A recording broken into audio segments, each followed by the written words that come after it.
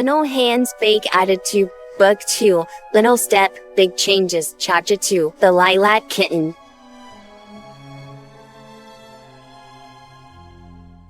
Allison looked up as she heard the doorbell to the clinic ring. But while the door opened, there appeared to be nobody there. There shouldn't be. Their first appointment wasn't for another hour. The first 30 minutes of her shift had been rather dull, actually. Maddie was in the back office filing papers with the other vet techs and preparing to stock orders for items they were low on. And Allison's job was the same as ever. Watch the front lobby for anyone who might come in needing help. So far, nobody, and so Allison had pulled up a game of solitaire on her phone, absent-mindedly moving the cards around in stacks while listening for the doorbell or the phone to ring. She'd supposed it was just the cold morning wind catching the door and pulling it open, but then she heard a soft whimper, and she saw a pair of tiny furry hands grasp onto the edge of the counter. She leaned over the front to look at the owner. Standing under the height of the desk and looking up nervously was yet another little alien, but a creature much more common to the vet's office, a cat. She was lacking any shoes or gloves, and her tail tightly curls around her legs and ankles. Hello, Allison cooed softly. And what can I do for you? The little cat didn't speak, her fingers kneading the counter and her little claws folding in and out. Allison climbed out of the chair and came around the counter, bending down and trying to get closer to her level. Are you okay? I'm not going to hurt you. The cat looked at her for a moment and then spoke with a soft but frightened voice. I'm all right, but she bare her lip. But my friend is not, and I don't know what to do. Hey, no tears. Allison cooed, getting even lower as the cat tried to pull herself together after a tear slipped out. No tears, it's all right. Are they hurt? She shook her head. He's sick, and he needs medicine, but I don't know where to find it or what the right kind is, and… Shh, it's okay. Allison took a moment to look at her closely. She looked to be about Sonic's age, and her fur was a lilac color, with darker patches on the tip of her tail, her paws, and the long fur that hung from the back of her head, like hair. Her eyes were a brilliant amber color, but red like she had been crying before she arrived at the clinic. As she moved closer, Allison also saw little patches of black soot in her fur, and she smelled rather smoky, like she'd been in a fire. Hi, my name is Allison. The woman muttered softly. What's yours? Blaze, Miss Allison. Blaze? That's a pretty name. Now, you said your friend's sick? Blaze nodded hard. He has a fever, and is coughing, and his nose is running, and he says his head hurts terribly. He also can't seem to remember much of what I say. I think I can help find the right medicine to help him, but I would need to see him. Would you be okay with taking me to him? Do you promise he won't hurt him? Allison smiled, putting a hand on her chest over her heart. I promise. Blaze nodded, and then she took Allison's hand and gave it a little tug. Come on, we must hurry. I do not feel well knowing he's left all alone. Hold on a second. I gotta tell my other workers here where I'm going, so they don't worry either, okay? Blaze nodded, ducking back behind the counter so anyone walking by wouldn't see her. Allison hurried down the hall, looking around until she found Maddie in one of the offices. Maddie? She hissed. The woman looked up. Yes. Maddie asked, mimicking the same whispering tone despite clearly not knowing why. Allison looked back towards the front. Could you or someone else watch the front desk for a little bit? I just had another little furry friend come in looking for help because her friend is sick. Maddie understood immediately and gave a nod. Thanks. Allison then hurried back to the front and found Blaze hidden under the desk. She offered her a hand. Come on, let's go find your friend. Blaze took her hand and grasped it tightly. Oh, no need to worry yourself with finding him. I know precisely where he is. Of course. It took Allison some effort to keep up with Blaze as the cat hopped around and scrambled through the brush on the cliffside. As agile as any house cat, Allison may have hiked as a hobby back in college, but that was a few years ago, and she wasn't in as good of shape as she used to be. Blaze, fortunately, would notice when she was lagging behind and would stop, settling on a rock until she caught up. She led the woman up the slope towards the cliffs, and then she saw a small crevice in one of the cliffs, the entrance to a cave. Fortunately, the crevice was wide enough for her to squeeze through, and on the other side of the crevice was a narrow cavern. Little charred sticks and scorch marks on the floor told her that a fire had been made. The scent of smoke sang and had only recently gone out. It also explained the soot and the smoky smell of Blaze's fur. Blaze crawled across the floor to another alien, another hedgehog about her age, who was wrapped tightly in a cloak and trembling in his sleep. Silver? The cat encouraged. Silver, wake up, please. The hedgehog tried to sniffle as he stirred, but it came out as a loud snort, followed by a series of coughs as his lungs fought the mucus filling them. Blaze? He rasped, his eyes barely opening. Where did you go? To get help, just as I promised. Blaze looked to Allison with worry. Can you help them? I'm going to try, Blaze. Silver, huh? She grinned as she looked at his pale gray fur. It suits you. Silver looked at her, but he seemed far too weak and out of it to really appreciate her compliment. He coughed again, coughing before spitting out chunks of mucus that were all too green. Oh, sweetheart. Allison bent down and scooped him up into her arms. She found under the cloak he was also wearing a long-sleeved tunic, but the markings on it told her it was actually meant for a girl. Looking at Blaze's completely naked form, she could only guess that the cat had given up any clothing she could to him so he could feel warmer. She tucked a cloak a little tighter around him and then looked back towards the entrance. Come on, let's get you both somewhere warmer so I can get a good look at you. She squeezed back through the crevice and back out into the morning air, trying to keep Silver out of the wind as they made the trek back down the slope towards her car.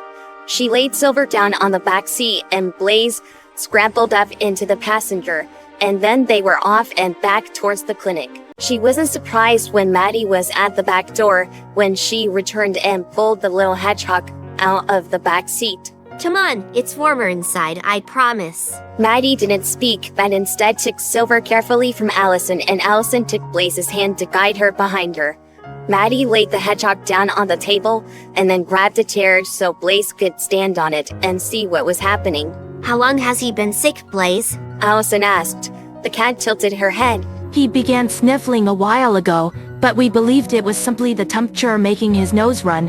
But in the past few days, he suddenly worsened to not being able to get up on his own. Silver looked around and winced at the light. Gah! It's so bright! I'm sorry, baby. Maddie apologized, pulling the cloak back to examine the hedgehog. Silver's body shuddered from the cold, but he didn't bite her as she checked his body for any injuries. Well, I don't feel anything broken, so that's good. Silver began to cough some more, but Allison brought the trash can for him to spit the mucus out into. Gross. Maddie gave a slight smirk. But it looks like you're not having trouble getting rid of it. Silver shuddered. Cold! I'm sorry, baby. Maddie looked at Allison. This looks like a pretty bad case of the flu, which in this cold doesn't surprise me. Stay here with him. I'm going to get something for him. Blaze looked as Maddie hurried out of the room. Where is she going? She's figured out what's wrong with him and is going to get him some medicine. So, he will recover. Blaze gave a sigh of relief. Thank goodness. And what about you, young lady? How are you feeling? The flu is contagious. After all, it can pass from one person to another. I am unchanged, albeit a little hungry.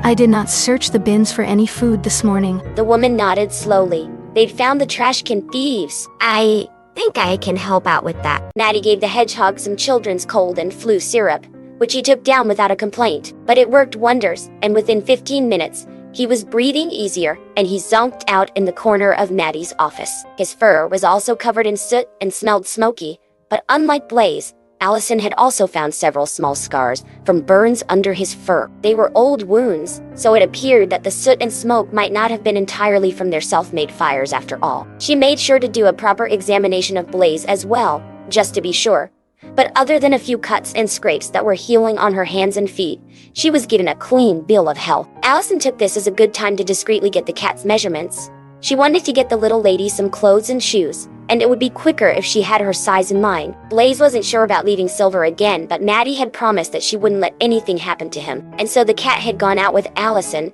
after putting on a spare lab coat as a covering. Allison wasn't sure if it was because she was the first little alien girl to arrive in Green Hills or not, but Blaze seemed to carry herself with a lot more poise. She walked with her shoulders back straight, and head held high, which only added to Allison's urge to call her young lady. Maddie's son Knuckles walked with pride in his gait.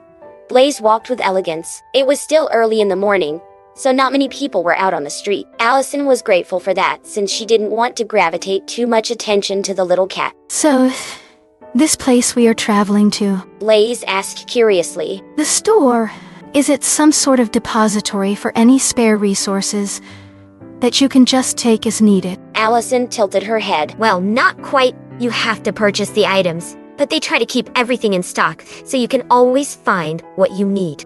You've never heard of a store before? Blaze folded her arms across her chest. No. Silver and I grew up in a ruined city, so there wasn't much left. Very few still lived there, and anything you found, you held on to it. Silver and I tried to share what we found with others, but sometimes there just wasn't enough. We would have left, but there was no guarantee that other towns hadn't also been decimated, and they were in the same condition as us. So, we stayed. Until you came here. Blaze nodded. Unintentionally, of course. We have been trying to determine exactly what caused the event in the first place. But from what we've seen, your town and the surrounding area are far better than what we left behind. Sounds like it. All right, here we are. Allison opened the door, and they both gave little shudders as the cold of the outside was suddenly replaced by a drastic but welcome warmth. Allison walked over and pulled a basket from the corral. You can ride along in the basket if you wish. Blaze looked at the basket curiously. Tiny metal wire wagons. She whispered, and then with a quick hop she jumped up and climbed over the side into the basket. You do not mind being my transport? Not at all. I can make sure you don't get lost. And you're a little higher up so you can see where I'm going. Blaze nodded as she looked at the tall shelving units. So, what are we here to collect? Some clothes for you, first of all.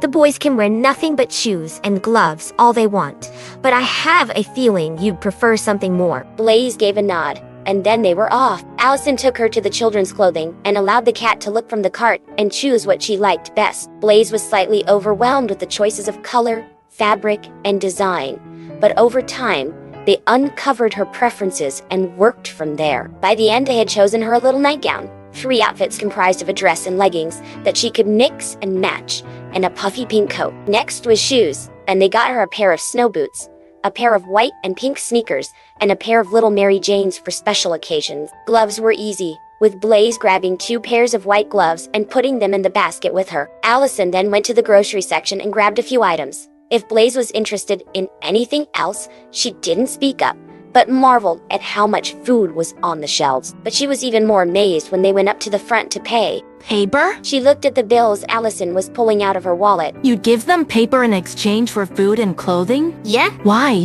What makes this green paper special? What purpose does it serve? Well, it's special because the ruler of our country said it's special. So, if you were to say it wasn't special anymore, it would be worth as much as any other paper immediately? Exactly. Unfortunately, our country has moved away from currency that actually is worth something outside of a promise that it's special. Blaze frowned. That does not seem like a good system. Any moment your entire economy can collapse into ruin. Yeah, I know, but it is how it is. She handed the bills to the cashier, who looked at Blaze with a smile, and then shook her head. They just keep coming, huh? Is that such a bad thing? Allison asked with a grin, and then took her change and then walked back out to the car with their items. All right, we're gonna head back to the clinic so I can finish off my work for today. And then we'll figure out where you and Silver will sleep tonight. You do not wish for us to go back to our cave? Blaze, I have a feeling that being out in that cold in that cave is partially why Silver got sick in the first place. We want to avoid him getting worse, right? Blaze nodded. Absolutely. Great. Allison smiled as the cat gave a yawn. And it looks like you could use some sleep as well. Blaze's ears drooped. I wanted to ensure that Silver was alright. That was my priority. Well, now you have others to help you. The little cat smiled, folding her hands in her lap. Yes, others.